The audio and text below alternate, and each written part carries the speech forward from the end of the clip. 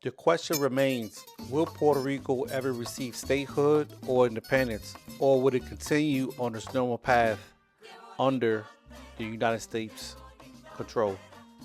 Puerto Rico came under U.S. control following the Spanish-American War in 1898. Before this, it had been a Spanish colony for over 400 years.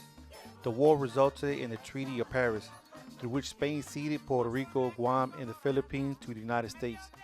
In 1900, the U.S. Congress passed the Fuarca Act establishing a civil government in Puerto Rico, and in 1917, the Jones Act granted U.S. citizenship to the Puerto Ricans. Despite being the U.S. citizens, Puerto Ricans have limited political representation. They cannot vote in U.S. presidential elections and only have a non-voting delegate in Congress.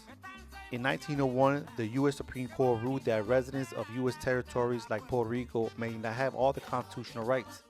Puerto Rico exists in a unique middle ground where its residents have some U.S. citizenship rights but also maintain their own government, constitution, and tax system.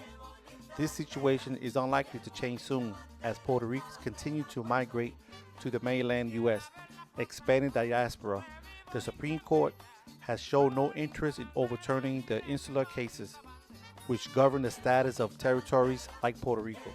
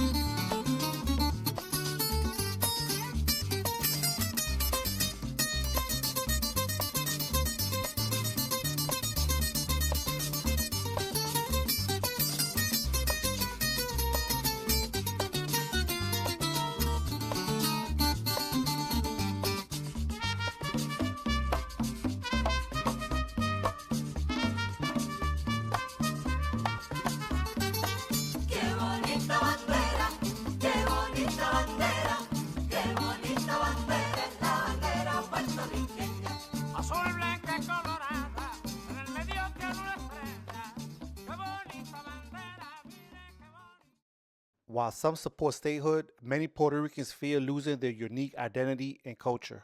The situation is further complicated by domestic issues like government corruption and differences of opinion between those on the island and in the diaspora. The Puerto Rican independence movement was much stronger in the 1950s compared to 2025. The 1950s saw an intense pro-independence activist led by the Puerto Rican Nationalist Party and its leader, Pedro Albizu Campos. Independence efforts in the 1950s concluded protests, uprisings, and violent confrontations with the U.S. government. Key events that took place: the 1950 Ajayuya uprising, where Nationalist Party members staged an armed rebellion to declare Puerto Rico's independence, though it was quickly suppressed by the U.S. military forces. Nationalists also carried out attacks, including the 1950 assassination attempt on President Harry Truman and the 1954 attack on the U.S. Capitol. Despite these efforts, independence never gained majority support, and many Puerto Ricans prefer maintaining ties with the U.S. In 1952, Puerto Rico became a commonwealth, providing more autonomy while remaining a U.S. territory. By 2024, the independence movement has significantly weakened, receiving only a small percentage of votes in the plebiscites. Some factors contributing to the decline of independence: economic and political benefits of U.S. citizenship, such as federal aid, access to U.S. markets, and the ability to live and work in the mainland U.S. Changing priorities: many Puerto Ricans focus on addressing economic issues and improving living conditions with statehood, seen as a path to greater opportunities. U.S. influence and integration: Puerto Rico became more integrated into U.S. culture, politics, and economy, reducing the appeal of independence. Decline in nationalist movements: the Puerto Rican Nationalist Party lost influence after its uprising were suppressed and its leaders imprisoned. Puerto Rico has long been advocating for either statehood or independence, but the U.S. government has shown little interest in pursuing either option. Despite growing momentum on the island in favor of statehood, the U.S. government has not aligned with these aspirations. In the 2024 general election, Puerto Rico held its fourth plebiscite this century to determine its future political status. And once again, the majority of voters expressed a clear choice for statehood. The latest vote shows an undeniable trend, building on the past plebiscite outcomes from 2012, 2017, and 2020, where each time voters rejected the colonialism of their current territory status and statehood received majority support. This time, voters chose from ballot options that were defined in federal legislation that passed the House with bipartisan support in 2022 and has since obtained unprecedented backing in the U.S. Senate. The ballot included Puerto Rico's only non-territory status options of statehood, independence, or independence with free association. Statehood emerged as the majority preference with over 56% voter support, easily outpacing all other options. In fact, statehood earned more support than any candidate for public office, including Governor-elect Jennifer Gonzalez Colon, a member of Puerto Rico's statehood party. This resounding result reflects broad cross-party support for Puerto Rico to become the 51st state. Yet, opponents who lost at the ballot box now seek to delegitimize the plebiscite, claiming that blank ballots matter more than actual votes cast. But elections are always decided by legitimate votes cast, not by those who remain silent on an issue. Others argue the plebiscite is non-binding on Congress, but while every prior plebiscite has not been binding, they have each pressured Congress to take action by exposing voters' rejection of Puerto Rico's current territorial status and pushing Congress to present viable, non-territorial alternatives.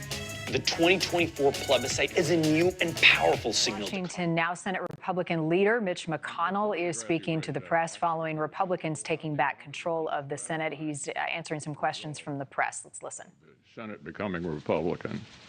The filibuster will stand.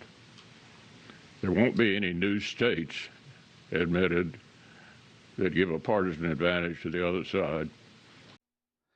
Senator Mitch McConnell stated that there will not be a 51st state to preserve the balance of power, a remark that feels like a direct blow to Puerto Rico, which has long fought hard for statehood. In this next clip, you'll hear President-elect Trump suggest for Canada to be the 51st state. This is another direct blow to Puerto Rico. And they don't even want to be a 51st state. But you have Puerto Rico for so many years fighting hard to try to be either independent or a 51st state.